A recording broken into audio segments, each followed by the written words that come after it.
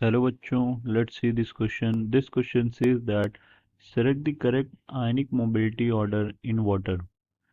मैं यहाँ बताना है कि कौन सा आयनिक मोबिलिटी का ऑर्डर करेक्ट है. सबसे पहले हम इस क्वेश्चन का की कंसेप्ट डिस्कस कर लेते हैं. So the key concept for this question is charge to size ratio. यहाँ पर charge to size ratio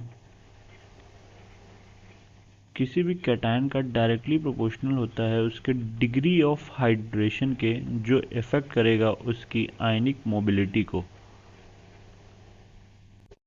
for example, जैसे कि ऑप्शन ए की अगर बात करें, ऑप्शन ए में Be2+ की आयनिक मोबिलिटी मेंशन किया हुआ है ग्रेटर देन Ba2+, बट यहाँ Be2+ स्मॉलर साइज का है, तो ये ज़्यादा हाइड्रेशन शो करेगा. मींस इसकी डिग्री ऑफ हाइड्रेशन ज़्यादा होगी, और डिग्री ऑफ हाइड्रेशन ज़्यादा होगी मतलब ये वाटर के मॉलिक्यूल्स को ज़्यादा एक्यूमुलेट करेगा.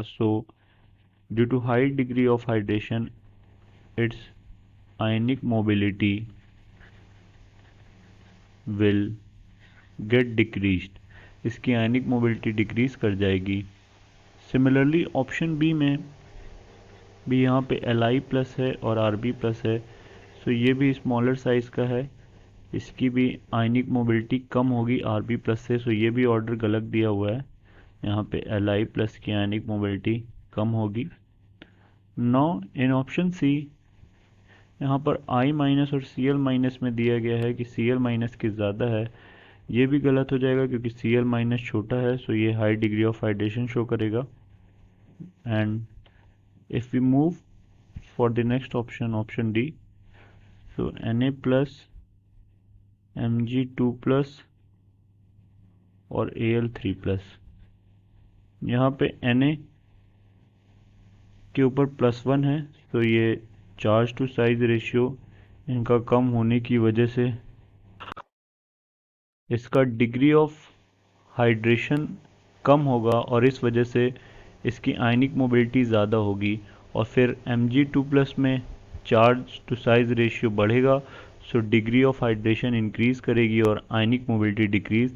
सिमिलरली Al3+ में भी यहाँ पर चार्ज टू साइज रेशियो बढ़ रहा है और डिग्री ऑफ हाइड्रेशन बढ़ेगी. एंड डिग्री ऑफ हाइड्रेशन यहाँ पे we can show it that degree of hydration is inversely proportional to ionic mobility.